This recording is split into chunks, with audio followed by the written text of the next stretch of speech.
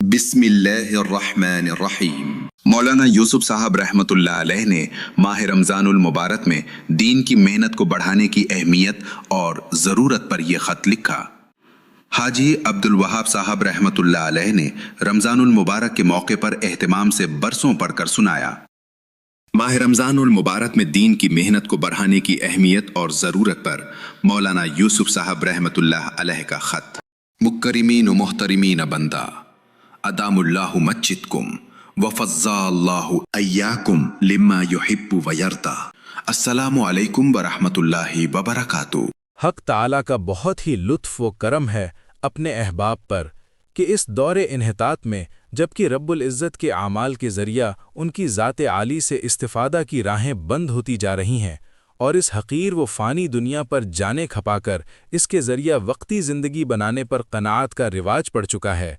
ایسے عالی و افضل طریق گشت و مجاہدہ کی طرف رہبری فرمائی جس کی قدردانی کر لینے پر اور جان و مال کی حقیر سی پونجی جھونک دینے پر صرف محنت و مجاہدہ کرنے والوں کے لیے ہی نہیں بلکہ عام امت مسلمہ محمدیہ علی صاحبہا الف الف صلاۃ و تحیتہ اور عام انسانوں تک کے لیے ہدایت کے دروازے کھل جانے کی پوری توقعات اور امیدیں ہیں۔ میرے عزیز دوستوں، دونوں جہاں کی ساری نعمتوں اور کامل کامیابیوں کے حاصل کرنے کے لیے حق تعالی شانہ جلالہ عما ونوالہ نے پورا دین عطا فرمایا ہے جس کا تعلق ہماری زندگی کے سارے اعمال سے ہے۔ اب اگر حق تعالی شانہ اپنے لطف و کرم سے ہدایت سے نواز دیں اور یہ بات جی میں پیوست ہو جائے کہ پرورش کرنے والے، حالات میں تغیر و تبدل کرنے والے اللہ رب العزت اور اس دنیا میں پھیلا ہوا سارا نقشہ اور چیزوں کی دنیا بھر میں پھیلی ہوئی شکلیں ان کے استعمال کرنے سے استعمال ہوتی ہیں، وہ ان سب سے جو چاہے کر کے دکھلا دیں اور ان سب کے بغیر بھی جو وہ چاہیں اپنی قدرت سے کر کے دکھلا دیں۔ حضور اکرم صلی اللہ علیہ وسلم کے طریقوں کو سیکھ کر کے اس کے مطابق اپنی زندگی گزارنے پر اللہ رب العزت اپنی قدرت سے جس طرح چاہیں گے زندگی کے حالات کو درست فرما دیں گے، اور حضور اکرم صلی اللہ علیہ وسلم کے طریقوں کے خلاف زندگی گزارنے پر جو بھی چاہے حاصل کر لیا جائے اللہ رب العزت زندگی کے حالات کو بگاڑ دیں گے۔ اگر یہ ہدایت نصیب ہو جائے تو پورا دین بہت ہی آسان اور محبوب بن جاتا ہے اور تھوڑی سی محنت سے زندگی میں چالو ہو جاتا ہے، اور اگر خدا نخواستہ اس ہدایت سے انسان کا دل خالی ہو جائے اور اپنی محنت اور مساعی اور اس دنیا کے دھوکے کے نقشوں اور شکل و صورت سے زندگی کے حالات کے سدھر جانے کا غلط اور بے بنیاد تصور دل میں بیٹھ جائے تو پھر دین پر چلنا اور اس کا سیکھنا مشکل ترین بن جاتا ہے۔ اب حق تعالی شانہ نے اس عالی دولت کے حاصل کرنے کے لیے محنت بھی عطا فرمائی اور دعائیں بھی عطا فرمائیں، اور ان اعمال کی محنت کے لیے جن کی حیات پر دعائیں قبول ہو کر ہدایت کی دولت نصیب ہو اور سارا دین آسان بنے، مساجد بنائی گئیں اور بازاری نقشوں کے اختیار کرنے کو، وہاں کے تذکروں کو، وہاں کے تصورات کو یہاں ممنوع قرار دیا گیا، اور مساجد کی آبادی و تعمیر بازاری نقش و نگار اور ساز و سامان میں قرار نہیں دی گئی، بلکہ گھنٹوں ایمان بالغیب والی مجالس میں بیٹھنا اور علم الہی کے حلقوں کا پابند بننا اور ذکر و دعا کی فضائیں قائم کرنا، نماز و عبادت کی فضا قائم کرنا اور امور اخرویہ پر رونا پیٹنا اور ایک دوسرے کی زندگی بنانے میں ہاتھ بٹانا وغیرہ امور کے مساجد میں وجود میں آ جانے کو ان کی تعمیر قرار دیا گیا، اور مساجد کو ان اعمال سے آباد کرنے والوں کے مومن ہونے کی خوشخبریاں سنائی گئیں، اور انہی کی دعاؤں کے قبول کرنے کے وعدے کیے گئے، اور انہی مبارک انسانوں کے لیے ہدایت دینے کے فیصلے کیے گئے۔ اب جو مبارک انسان اپنی جان و مال لے کر اٹھیں اور ان اعمال کے امت مرحومہ محمدیہ میں رواج پا جانے کے لیے ملک بملک، اقلیم بتقلیم مارے مارے پھریں، اپنی کمائی اور پرورش کے ظاہری نظام میں تغیر و تبدل گوارا کریں اور ہر طرح کی تکالیف اپنی جان پر برداشت کریں، ایسے مبارک انسان اس راہ کے خواص میں ہیں۔ ان کی دعائیں اپنے حق میں، اپنے متعلقین کے حق میں، عام امت محمدیہ کے حق میں اور سارے انسانوں کے حق میں اس طرح قبول ہوتی ہیں جس طرح انبیاء علیہم السلام کے زمانے میں۔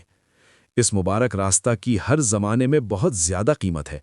مگر بعض حالات اور زمانے ایسے ہوتے ہیں کہ اس راہ کی قیمت مالک الملک کی طرف سے بہت زیادہ بڑھا دی جاتی ہے اور کام کرنے والوں کے لیے ترقیات کے بہت زیادہ دروازے کھول دیے جاتے ہیں۔ جن حالات انحطاط دین سے ہم گزر رہے ہیں، اس میں محنت کی قیمت دین کے استقبال کے زمانہ کی محنت سے لاکھوں گنی زیادہ ہے،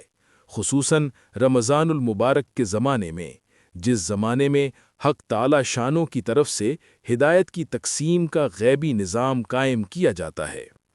شیاطین بند کر دیے جاتے ہیں جو ہدایت سے ہٹانے والی غیبی طاقتیں ہیں، فرشتے پھیلا دیے جاتے ہیں جو ہدایت کی طرف بلانے والی غیبی طاقتیں ہیں۔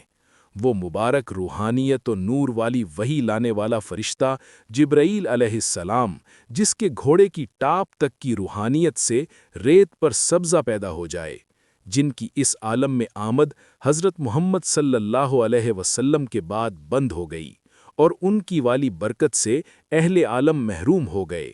اس مبارک مہینے میں ان کی آمد بھی اس زمین پر کی جاتی ہے۔ گویا ان کی نسبت والی برکات کے دروازے کھول دیے جاتے ہیں، جنت کے دروازے کھول دیے جاتے ہیں اور حوروں کو سجایا جاتا ہے، اور دوزخ کے دروازے بند کر دیے جاتے ہیں۔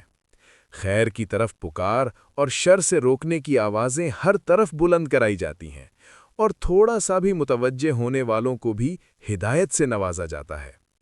اب اگر اس محنت کے میدان کو، جس پر ہدایت کا فیضان ہادی کی ذات عالی سے اپنی مخلوق کے لیے عمومی طور پر ہوتا ہے،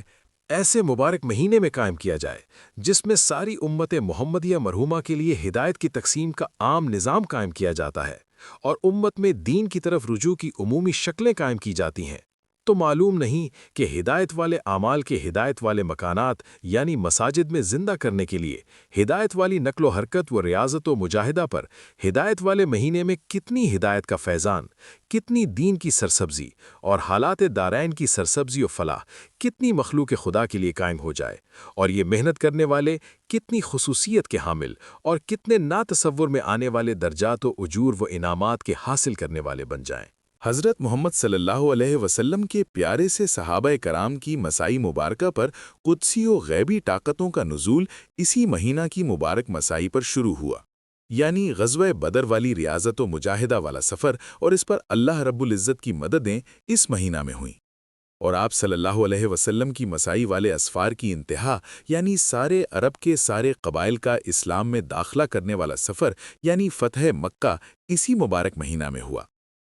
اس مبارک ماہ میں اللہ رب العزت کی راہ کی نقل و حرکت اور صحیح اصول کے اتباع تمام کے ساتھ محنت و مجاہدہ، راتوں کی درد بھری دعائیں، عام قلوب کے حق و ہدایت کی طرف پلٹ جانے اور دین متین کے سرسبز ہو جانے کا اعلیٰ ترین سبب اور اکمل ترین ذریعہ ہے۔ آپ حضرات ہمت فرما کر اللہ رب العزت کے راستہ میں شوق و حوصلہ کے ساتھ زیادہ سے زیادہ وقت کے لیے زیادہ سے زیادہ خرچ کے ساتھ دور سے دور کے لیے اپنی ذاتوں سے نکل کھڑے ہوں، دوسروں کو تیار کریں،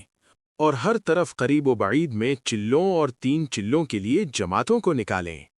کیا ہی اچھا ہو کہ اس مبارک زمانہ میں 3 چلوں کے لیے تشکیل کر کے جماعتیں روانہ کی جائیں،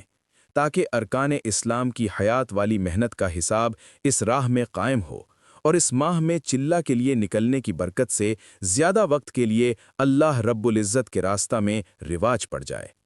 جو کام اس مبارک ماہ میں شروع کیا جاتا ہے وہ اس ماہ کی برکت سے چل پڑتا ہے۔ مقامی گشتوں کو بڑھائیں، روزانہ کی تعلیم کے حلقوں کو بڑھائیں اور ذکر و دعا کی مقدار بڑھائیں۔ حق تعالی شانہ ہم کو، آپ کو، سب احباب کو اس راہ کی ترقیات حاصل کرنے کے لیے قبول فرما دے، اور اپنے دین کو اپنی قدرت اور فضل و کرم سے چمکائیں، اور اس کی برکات سے دارین میں ہمیں نوازیں۔ آمین یا رب العالمین، آمین۔ بندہ محمد یوسف غفرلہ۔